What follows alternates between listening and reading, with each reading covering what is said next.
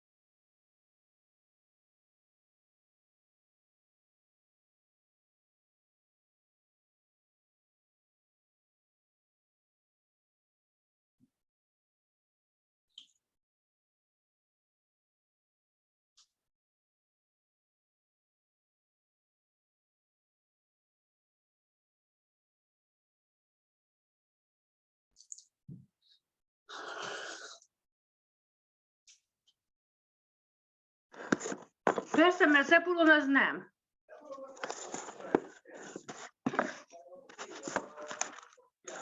Mert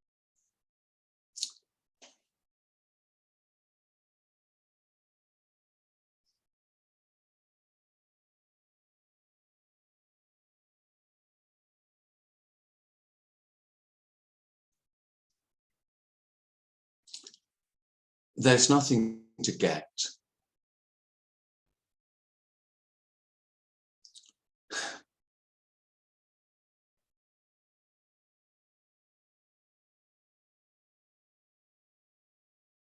It can sound like there's nothing to get, as if nothing is something that could be got, that could be had.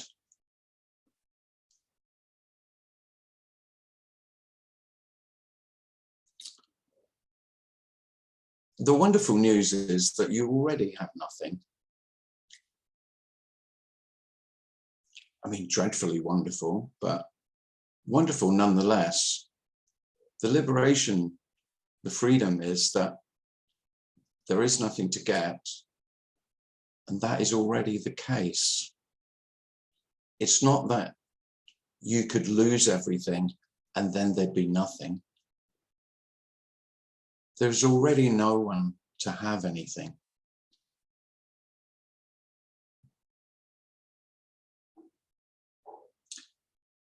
It can feel like losing everything to the one who feels that they have whatever they feel they have. And most precious of all, of course, I don't really mean material possessions. The greatest existential possession of all is me, of course. What I value most is myself. I can kind of hate myself for loving myself and valuing myself above all others, but I can't help but do that. It seems as though that is the nature of me, to put myself first. Even if I'm a selfless self, where in the appearance I put others before myself, that is so that I feel good about myself.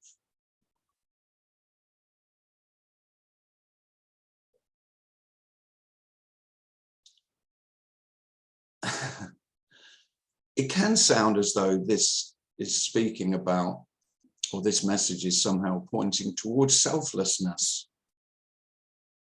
but it's not. There is no self to be selfish or selfless. Selfishness appears. Selflessness appears. One not better than the other, but one may feel better.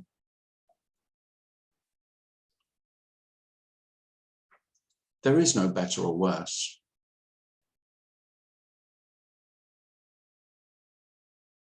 Unless I say so.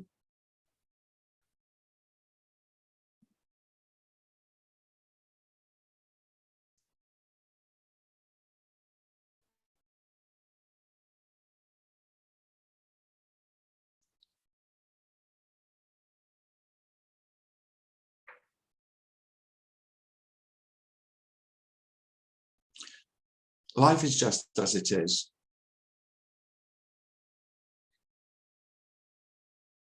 It doesn't belong to anyone. No one has a life. Life isn't happening to you. Life isn't happening for you or against you. Just life happening. It's outrageously simple. Too simple. There's no benefit.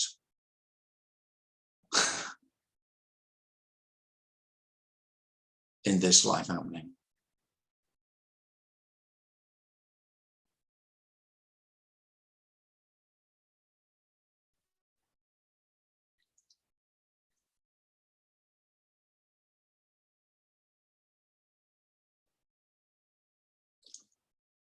There can be a great sadness for how hard you've tried to make your life work, to make my life work. When my life's work is for nothing, most obviously, undeniably for nothing, there can be an overwhelming sadness, a grieving for the one who tried so hard, for all the effort.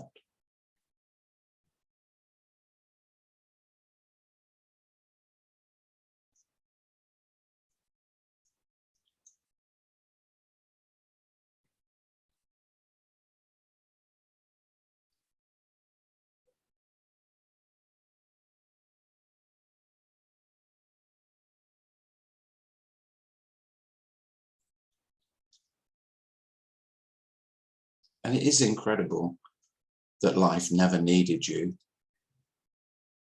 that you were always imagined.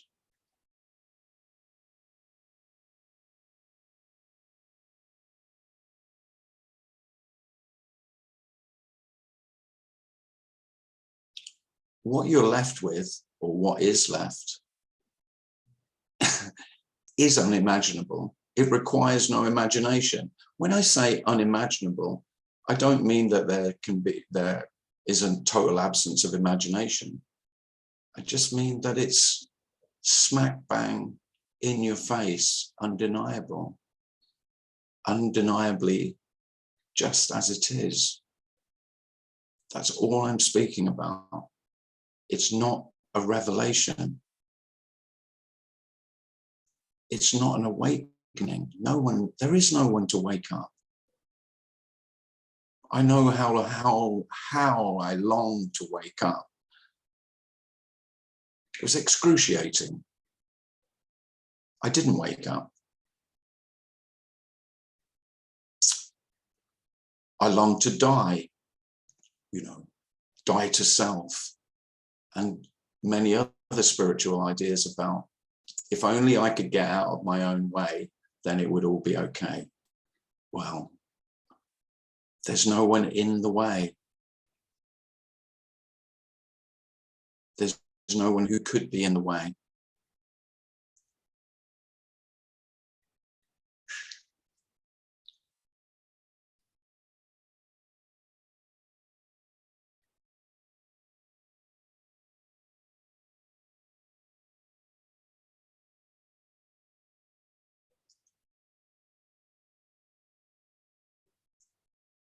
just simply life as it is. Miraculously unexplainable, unknowable, and yet everything that is known, that could be known, simply nothing else.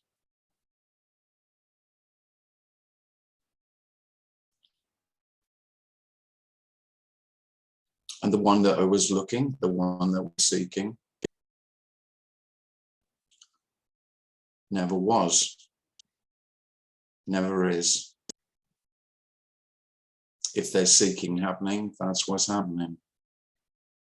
But there is no one, there is no seeker. There's no one doing the seeking. Just a dissatisfaction with what is, hoping that something better is around the corner. And there is no corner to go round. There's nothing to come. This doesn't arrive. It's already arrived as it departs, with no space in between.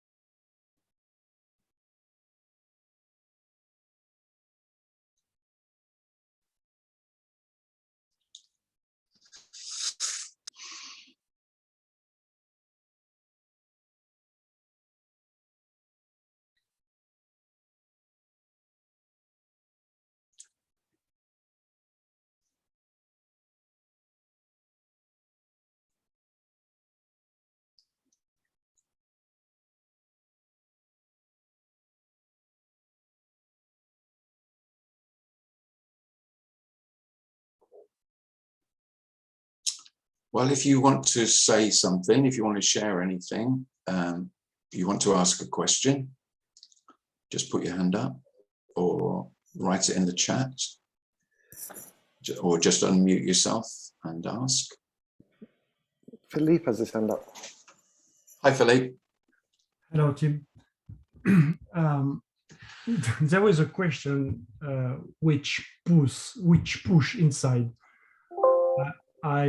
I feel also a resistance to it, but I don't know where it goes. But this is there. There are. I don't want to go on the side of criticizing, but yeah, it seems that awakening, liberation doesn't imply human or psychological transformation.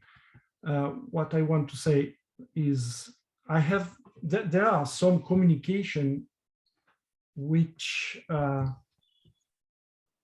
puts me in a kind of frozen state, or kind of dull state, or in psychotherapy we call it dorsal state. Yeah. Sorry, what kind of state? This is the autonomic. Dormant, like sleeping. Yeah. Frozen sleeping. Yeah. The words are perfect. There is nothing to say, but I feel myself without. I don't feel any juice, and yeah, there is a kind of. I feel a kind of depressive energy. So I think that the answer is that these communicators are not in tune with this body mind. But I don't know if you can say something around it. Yeah, it's a question. I don't know what kind of question is it. Yeah. So what you're saying is some communications of this message you find like dead without that juice. Yeah, there is no juice, or no what I feel very strongly, and it's why I am very glad to be here with you. I feel in your communication and in your character, or this body mind, kind of human qualities. Right. Yeah, there is emotions. There is compassion in the non-dual sense. Some communicator or some communication let me with kind of I feel myself dull, or Well, for me, that just sounds like personal preference. Yeah, I mean, there are some speakers that I love listening to, and there's others that I wouldn't listen to. Well, you'd have to pay me good money to listen to him. Yeah. Because it's dull as ditch water. Yeah.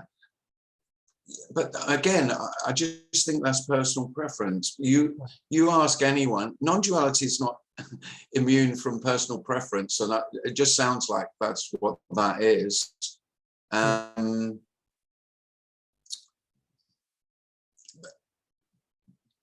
wouldn't read anything into it, really. Yeah. Because it doesn't mean anything. It just means you like one. I mean,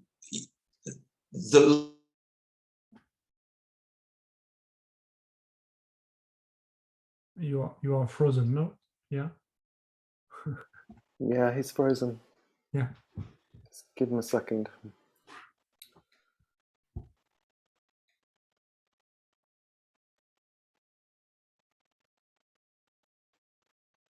This is not this kind of frozenness.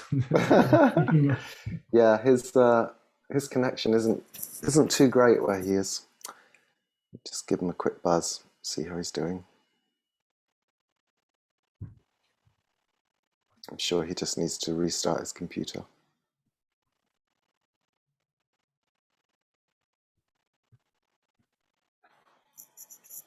Okay, won't be a sec.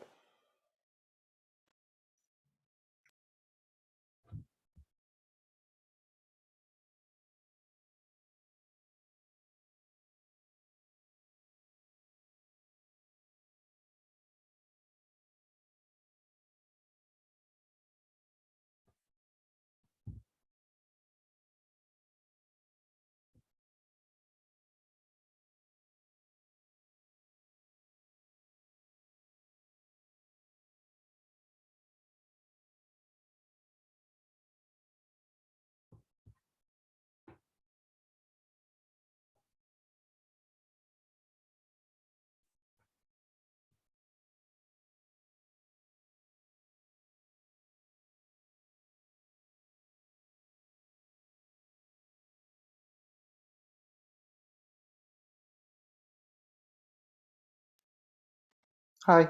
Yeah, he got cut off. He says he doesn't know what happened. He's just rebooting. Nice to see you all. Hello, Michael. How you doing? Yeah.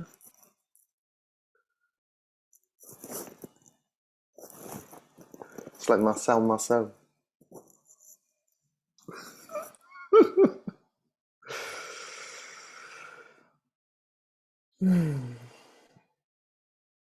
Kelly. There's a dog turned up to a non-duality meeting. That's unusual. That doesn't happen very often.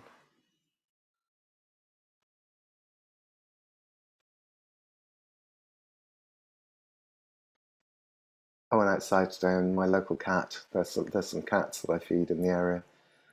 One of them had caught a baby rat, and it was chewing it all up, cracking it all. It was making a hell of a noise. Then I saw it later having a fight with a squirrel, all tangled up together.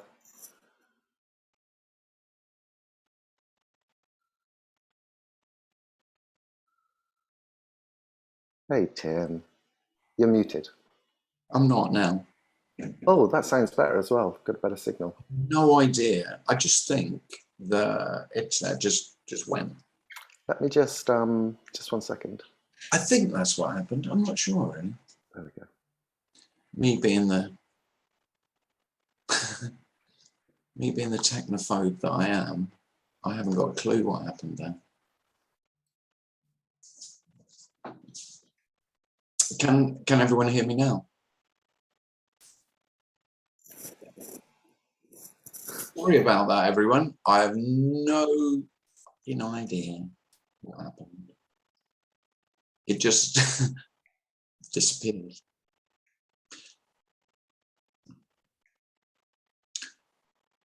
I will say, it sums up how life is when, you know, shit happens like what just happened.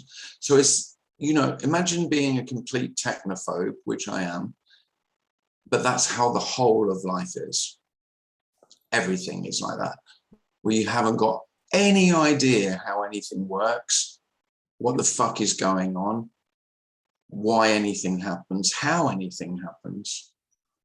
So it's like being a lifephobe.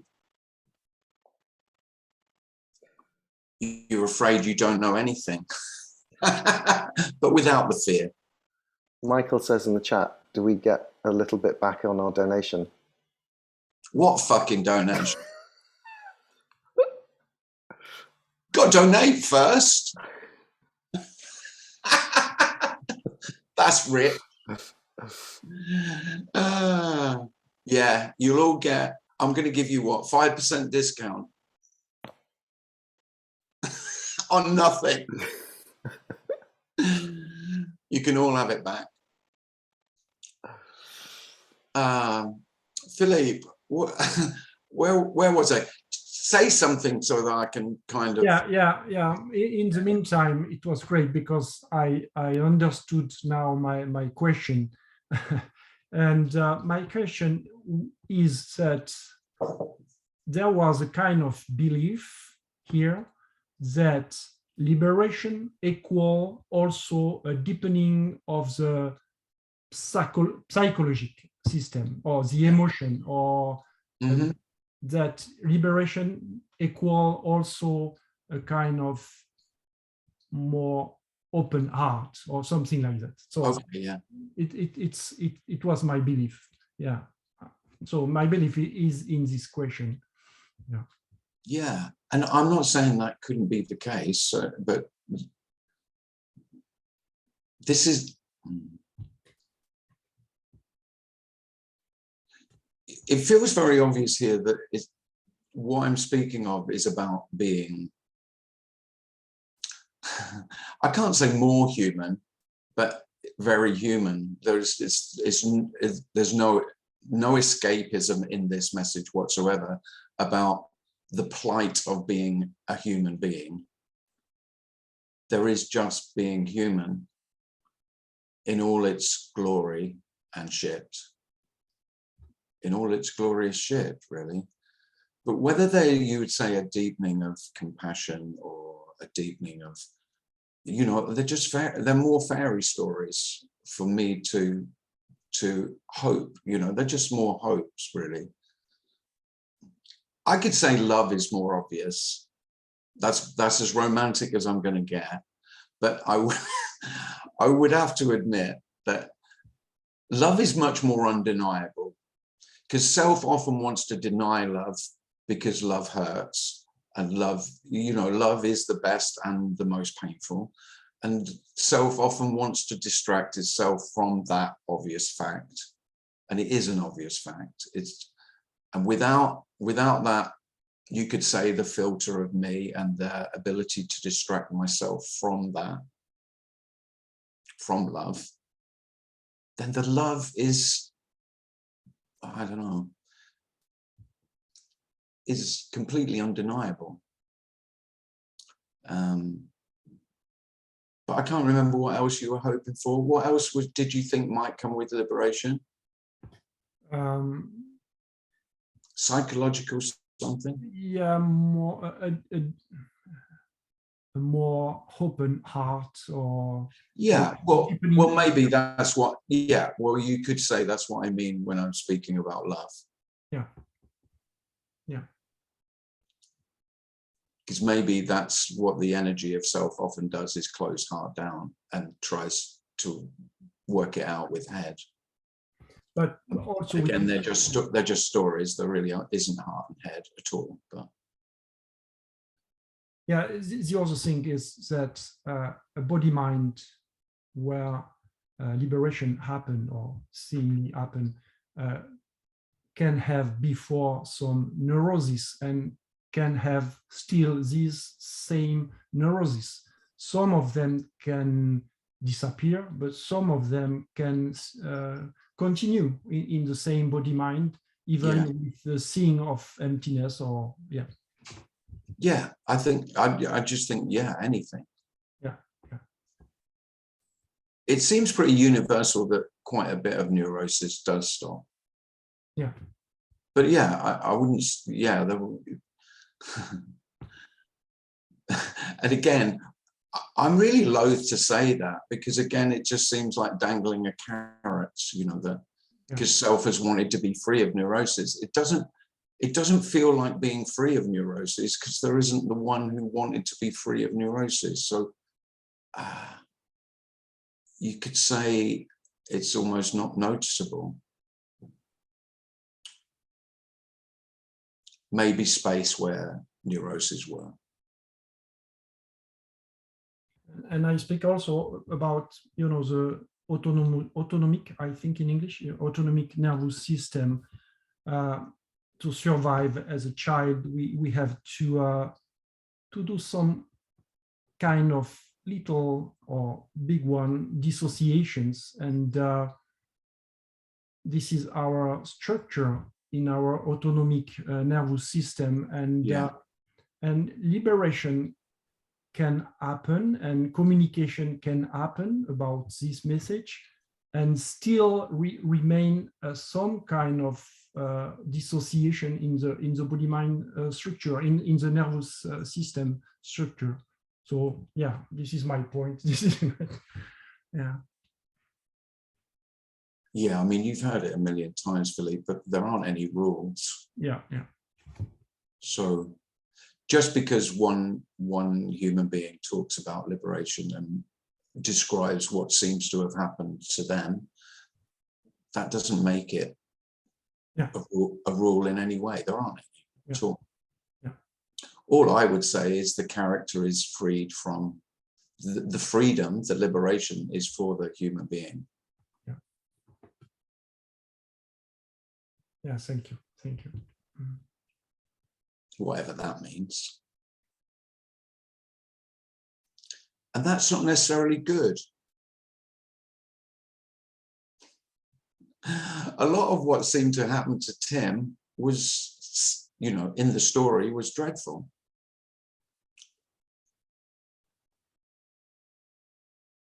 You know, that's not a big seller, is it?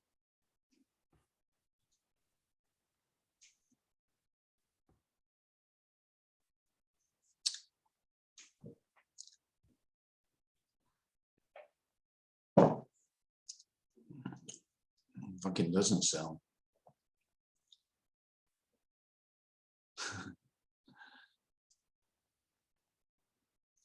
I mean, I think this communication, this message generally is different from every other, because it's not offering you anything, really. Because there isn't anything to offer. There is only what is, and that is already the case.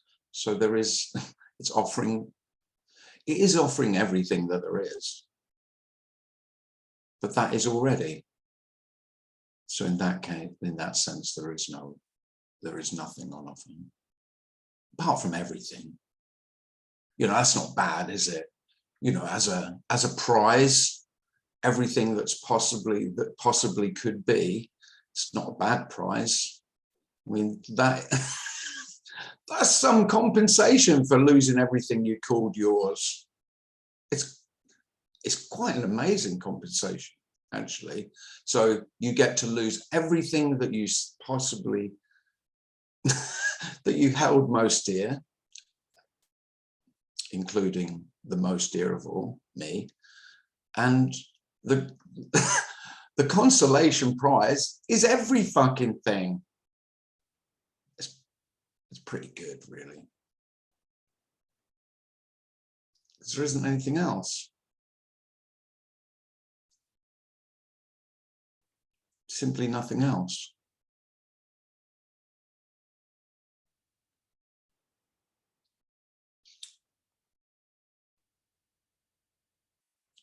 I mean, I say consolation because it's no consolation for me because you can't have it. So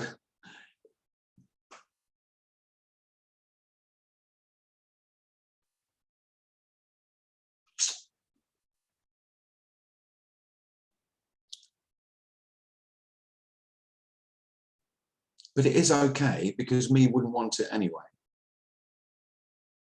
Self wouldn't want what we're speaking about. Of course not. There's nothing in it for me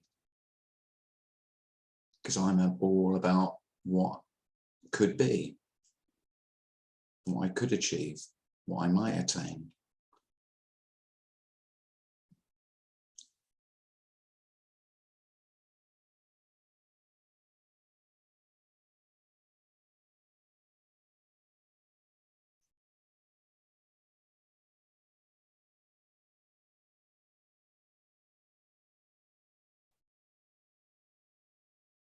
So the prize is no prize, but it's the only prize.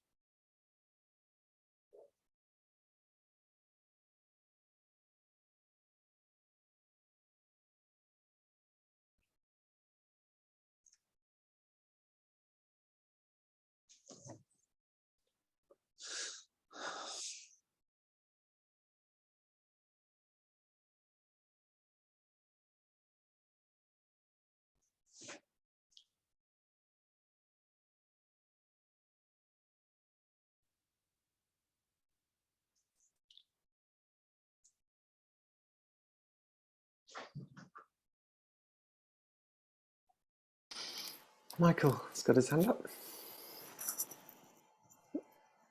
Oh, you're muted, Michael. Michael, unmute yourself. Unmute yourself. There you go. How white my hand is, my little hand. You were speaking about love, Tim. And here, love is seen as a highly evolved quality that emerged along with objectification, that life as a human being, as an imaginary human being, would be unbearable without love. It's too hard. Life beats the hell out of everybody. It's impersonal. It's even beyond impersonal. It isn't that it doesn't care. It's just life. It's a dog-eat-dog world out there. And without love, it would be unbearable. So those organisms, those primates who didn't have this compassion for each other, the tribal compassion, were weeded out. Their survival quotient was lower. Those with more compassion and could help the tribe and love their children and seem to have a higher survival rate. I think it all breaks down to really evolution, that love evolved because it has survival value. And also life would be unbearable without it. I couldn't imagine life without love. I think every human alive has evolved out of that element that love is important. Not the word love or not the feeling really, it's just this gentleness we have towards each other. The falling in love when eyes make contact. We went to Costco for the first time in a year, I suppose. I had so much fun interrelating with people. How much fun can you have at Costco? A lot. um, Stop falling in love with all the cashiers at Costco. I do. They work hard. It's a hard job. They stand there for 8 hours a day and this Yeah. stream of people. When I was in the 4th grade, we went to the 7-Up factory in Denver, Colorado, and there was a man who said these quart bottles of 7-Up were going by at a blurring rate, and his job was to check the bottles to see if there was anything inside. And I was like 10 years old, and I thought, that poor guy, he's staring at these bottles. And I thought, oh my God, how could anybody do that for more than 10 minutes? And the young people at Disneyland who work in the It's a Small World After All and listen to that song for 10,000 times. My Yeah. God, I love people. I just love the. Yeah. Well, we could play the compassion game, and everyone could share the worst job that they've ever had. Because I had some really shit teenage jobs. And college summer jobs. I think I can beat all of those. You know, the 7-Up man and the Disneyland. I once had a job where for 8 to 10 hours a day, I would go behind the harvester that was harvesting daffodil bulbs. And my job was to pick up stones. So for 10 hours a day, I had a basket. I can't tell you how long those days were. I had a basket and I would have to pick up any stones that were as big as a daffodil bulb. It was really stony soil, so that they didn't go into the bags with the daffodil bulbs for 10 hours a day. 10 hours. They were long days. Stone picker. Stone picker. Dreams of that. That's all in your brain, you know. Oh, thank you, Tim. It's been a delight as usual. Yeah, I didn't last long. I think second day, I just walked home. I think I just walked off. It was too much. Oh my. Thank you. Thanks, Michael.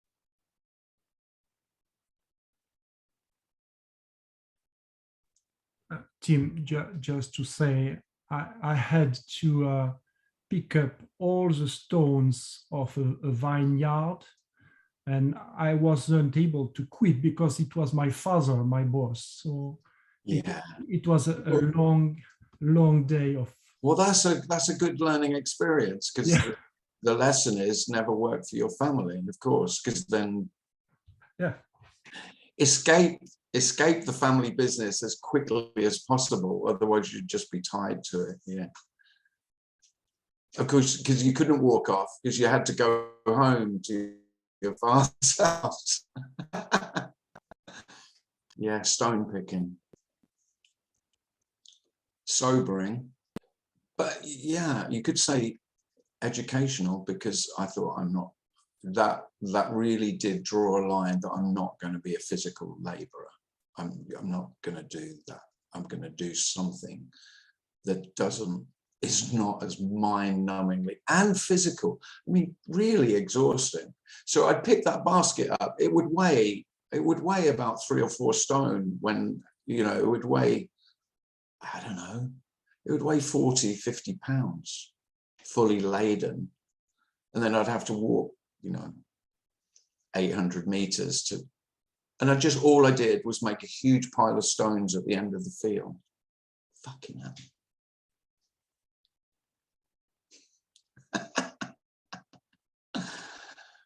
Oh,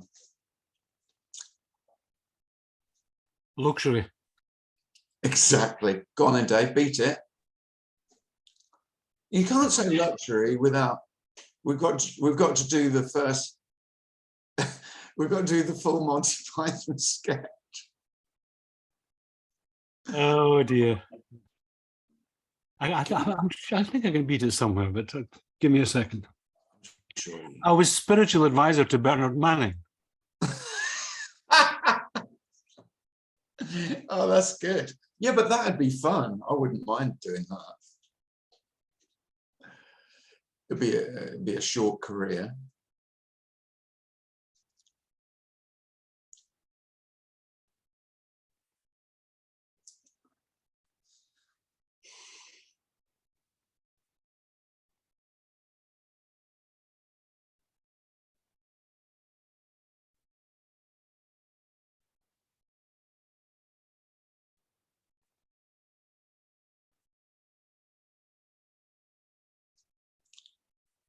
Just a little, I'll just throw in something soppy, if I can. Don't be soppy. Go on. No, it's funny because you hear Michael, it's, you know, the non-duality thing, you know, and we all get off on it and it's quite, I don't know. But simple talk of things like love is very engaging, I think, actually. And, you know, all that kind of semi-theoretical stuff where it just goes right out the window. Buddha apparently said, life is... Now, I warned you last week about this. Bernard Manning apparently said... That's yeah, okay. Imagine Bernard as a Zen Buddhist. Bernard Manning said, and I advised him on this, of course, but life is so hard, what else can we be but kind? You could kind of leave it at that, really. Oh, that's that's very Dalai Lama. That he's always waffling on about kindness, isn't he? Yeah, you see, but see, the non-dual police get torn into all that stuff. You know, it's just. I think, you know, it reminds me of the story of my friend who said that, you know, he'd been through all the non-dual thing, and great guy, actually, very, very clever for what it's worth, but it's not worth the thing. And we were in conversation years later. I'd taken him to a Tony Parsons thing, and he was very blown away by it and all that kind of stuff. And then years later, we were speaking, and he told me he'd been baptized, and he'd just baptized his 3 children, actually. He'd had by then, this is 20 years later. I said, do you remember that Tony Parsons carry on, you know, in Dublin? That carry on. I think I mentioned this before. And I didn't follow up what he said to me. I didn't question him. I just left it as he said, oh, yeah, that. He said, yeah, it wasn't radical enough for me. And he said, I didn't, you know, I've left me nicely guessing ever since. So put that in your pipe and smoke it. Yeah. He was getting it completely wrong, obviously. Obviously. I mean, he got it so wrong. Obviously, he got baptized, for God's sake. But you know, he wasn't. You know, it just tripped off his tongue. He wasn't trying to make a point. It was, you know, mixed up with other things. And well, fair enough. Just dogs barking, really. Yeah. And there endeth my sermon. That'll do for today. That's more than you did mention Buddhism, which I'm going to let you off just once. No, it was nudism I mentioned. You got me wrong. Your connection's unstable. Nothing wrong with nudism, that's for sure. I'm sure the world would be a better place if everyone was a naturist. That's nothing to do with non-duality. Just my love of the human form in all its wondrous forms. I don't know whether you want to be sharing a seat on the bus though, would you? Or sitting on the tube. Well, not once. When it's had like 10,000 bums on it. What, on a hot day? Yeah. Yeah. No, that's all right. You can have the seat. You can have the seat. So I'll stand up.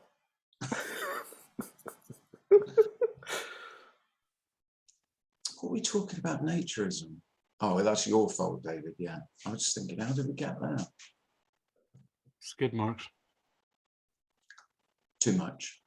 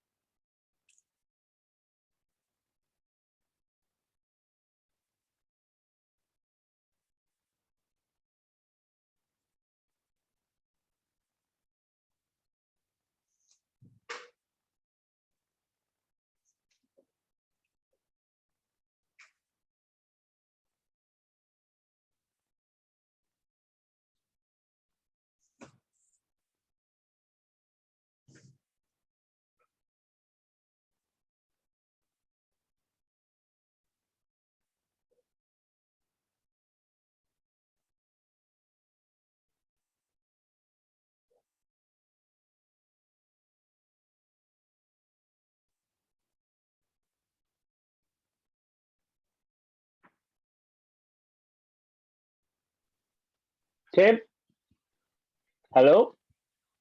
Oh, hello, Phil. Yeah, it was just when I were mentioning naturism there, it's just making me laugh because there's a place up the road.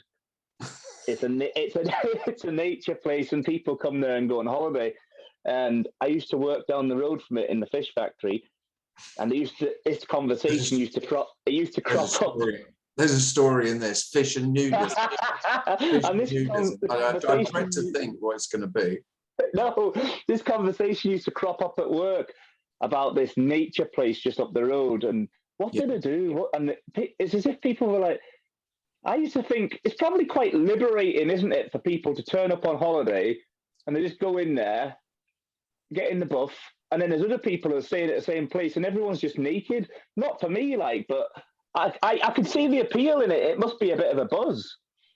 Well, I thought, and there is an equality in it, isn't there? You're not comparing design. Well, you will be comparing some things, no doubt, that are not usually on.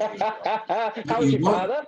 But you won't be comparing designer clothes, So there is a you could say it's a leveler. You're a great leveler, yeah, definitely, Yeah. definitely, yeah. But it was amazing how alien it is still to people. I think it's quite funny. Well, especially the British. I mean, there's plenty of Europeans who are not as hung up about nudity as the British, but Yeah, totally, innit? we still, there's still a real British prudeness, and prudishness. Oh yeah, totally, nudity. definitely, yeah. In our canteen, up at that job, it was definitely a bit like just like they might as well have been fucking aliens. Yeah. You know what I mean? Yeah. Yeah, funny. Yeah, and yeah, just that just cropped up when we were talking about that. I can't help but want to, for you to tell a story that includes the fish, but Yeah, no, yeah, no. There's no fish involved. There's no connection involved there. Oh. It was just me looking for a connection. Trying to make something out of nothing, Tim. Yeah. Trying to make something out of nothing.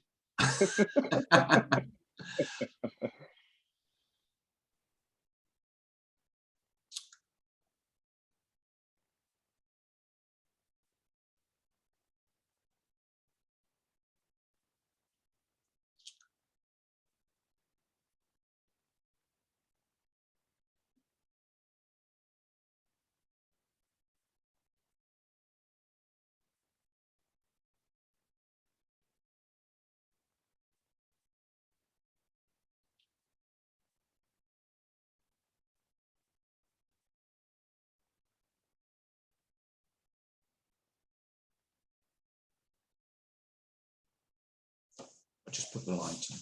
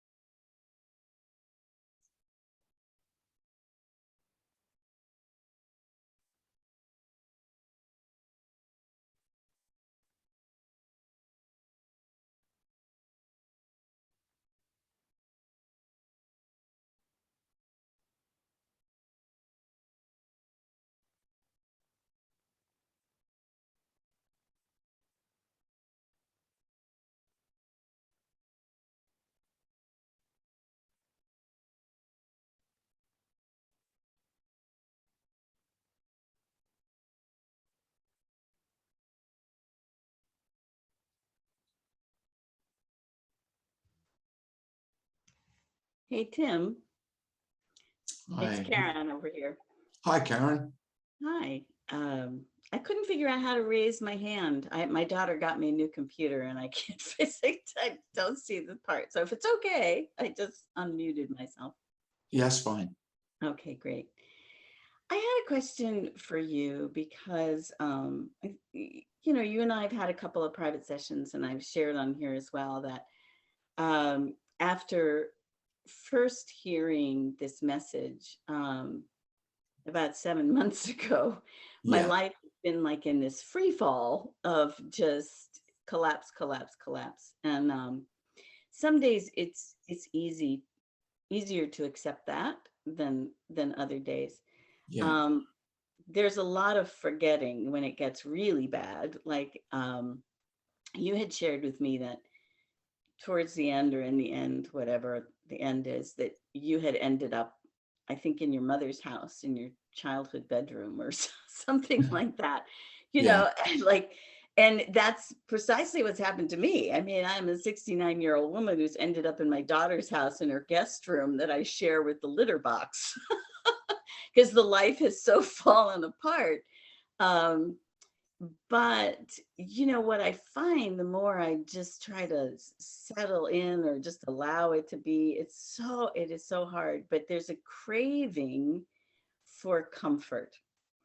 And when I feel the craving for comfort, I think, well, that sort of makes sense, you know, like getting back to the original discomfort, right? Whatever we call that, the original contraction. Right. And trying to do everything to avoid it, absolutely everything to avoid the discomfort, and like to keep noticing. It's almost like it's just gotten down to this, there's just this craving for comfort. That's all there is. And I don't mean all there is in the big way, but I mean that's what's happening here, is this constant craving for comfort. When you say craving for comfort, do you mean craving to go back to the comfort of knowing yourself and knowing what's happening and knowing what you're doing? Is that the comfort you mean? It's almost embarrassingly more simple than that.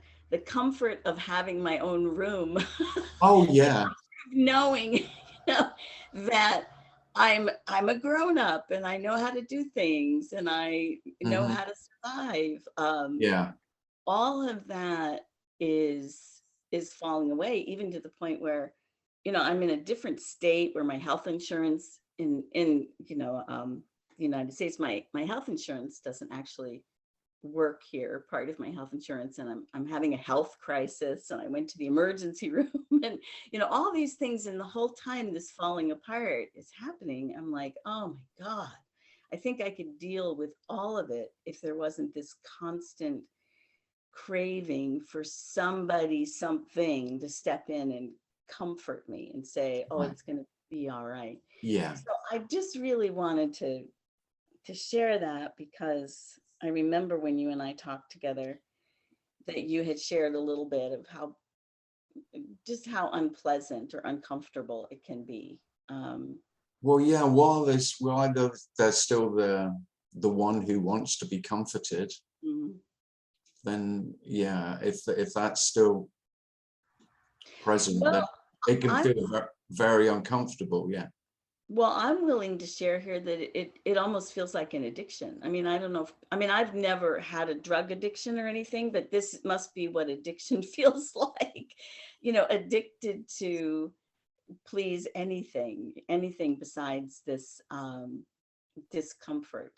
And Right. It just helps me to share it with you. And Oh no, thanks for sharing that, Karen. Yeah, and that is that's a difficult place. Well, it is, next to the litter box.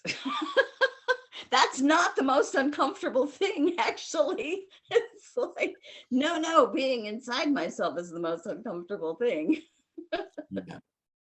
All right. Well, thanks so much for today. I'm really glad you did 2 weeks in a row. I just want to say I appreciate that, because it gave me a sense of something to I don't know, hold on to or be grounding or something for a second. It's like, all right, you can listen to Tim again in a week. So Thanks, and I'm Karen. doing a lot of listening to Tony, some old ones. And I find they do help, but the more I listen, the more, there's something of a relaxation. So I appreciate you taking the time.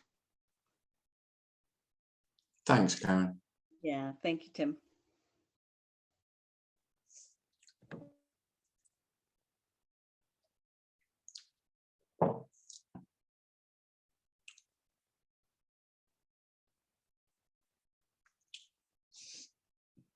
Well, we've nearly had an hour, but I had the blip in the middle, so we'll have another 10 minutes if anyone else wants to ask anything or share anything.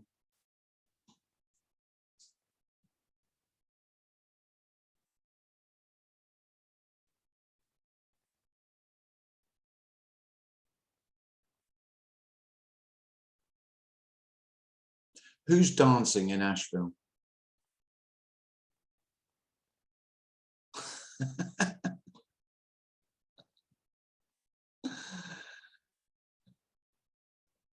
They're all dancing in Asheville. This means we're done after the next 10 minutes.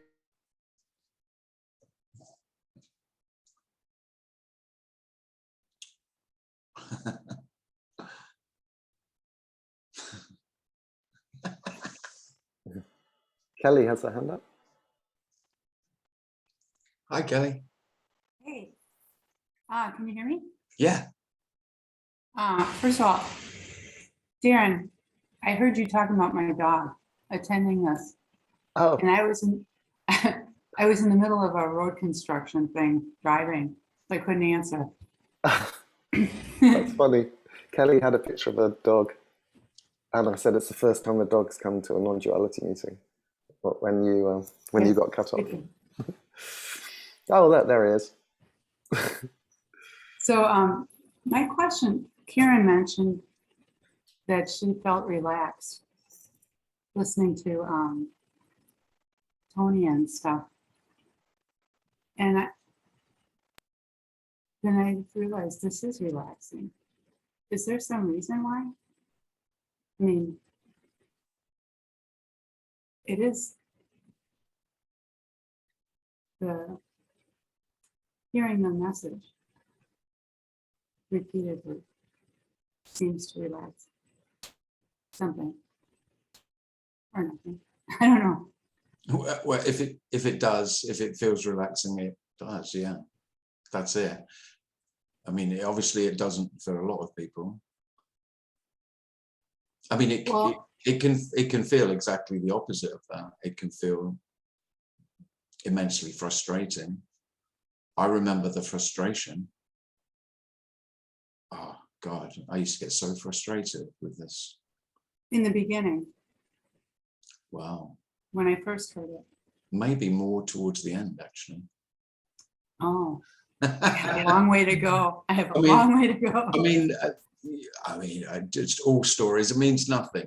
But yeah, more as initially, oh, I was euphoric. When I heard this message, initially, there was euphoria. That was the first. It was like, fucking, yeah, oh my God, yes, yes, yes. Just this, this overwhelming yes. Yeah, of course. Fucking hell. So obvious, yeah. Of course I knew all along. But then, of course, then there's the trying to get it. Knowing there's nothing to get. Well, if that won't drive you fucking nuts, nothing will. I mean, most of you have been there. Or maybe some of you feel you are there. You're not. But that doesn't mean to say it won't feel like you are. And I'm well aware of that. And that can seemingly go on, I don't know, till it doesn't. And I wish I had something better to say than stuff seemingly goes on till it doesn't, but I haven't got anything better to say than that, because that is obvious. It's obvious that that's how things are. Things can seemingly go on until they don't. That's all.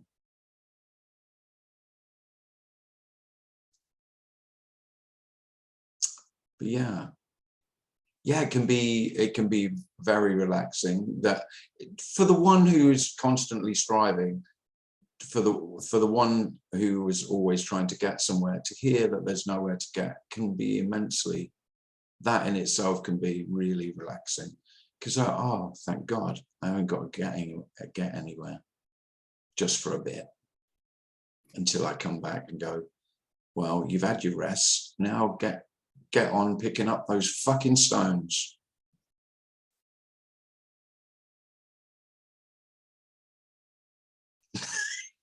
Resting on your laurels. Who the hell do you think you are? There's work to be done. Get on with it. I think you said that no one sees you. No one sees you, no. No one's ever seen you. Can you talk more about that? Well, it's just, isn't it? Yeah, I mean, the illusion is this. So under the illusion that I can see myself, which is the same as I know myself, whilst that is held to be an undeniable truth, then of course, if I can see myself, then I can see yourself. If I can know myself, I can know yourself. That's the illusion of relationship, of how most human beings view relationship. It's a relationship between me and you. Well, there are relationships between human beings, but they're never between selves. There are just natural relationships between human beings. And wonderfully, the love, which is the relationship, is much more obvious and undeniable without me and you.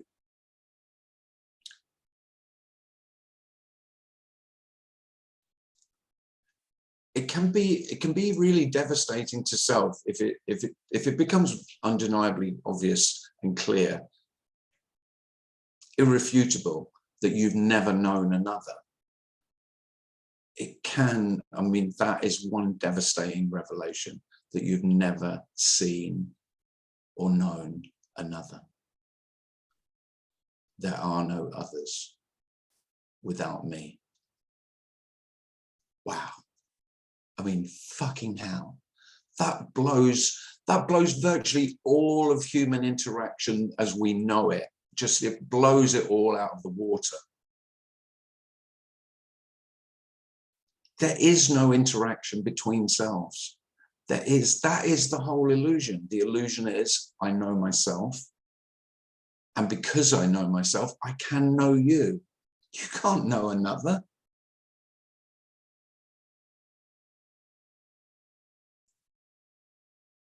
You can know the appearance of another.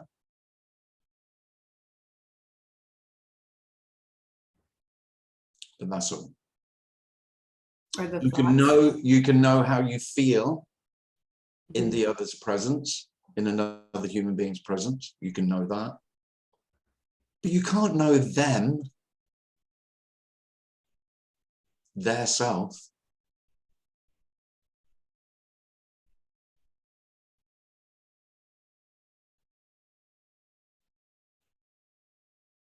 There's no one to know.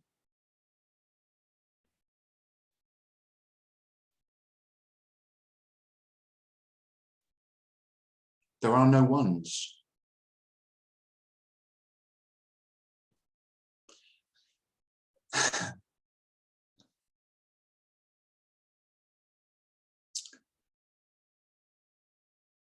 Thanks, Kelly. Nice to see you again. Me too. Well, lovely to see you all again. I'll have another meeting next Thursday, and then I probably won't have one for 2 weeks, because the following Thursday is when I'm flying to Copenhagen. So I'll have a meeting next Thursday. And then the following weekend, I'm in Copenhagen. Which, by the way, I will say, if you would really love to go to Copenhagen, but it's too expensive, then just email me and come anyway. I'm not paying for your flights to come or anything ridiculous, but if you think it's, you know, you would come, but you need a concession, then that would be great. And I'm still waiting on a venue for Asheville. I am coming. I've booked the dates, 24th of October of that weekend, but I haven't. I've not verified the venue where it's going to be, so I haven't advertised that yet. But I will be coming to America again in a couple of weeks, in a couple of months rather. Take care, everybody. Thanks for coming. Bye, Tim. Bye, Thanks, Tim. Darren. Thanks, You're Tim. welcome. Thanks, Biden. Thank you. Thank you. Thanks, Thank everyone. you. Bye. Bye. Thank you.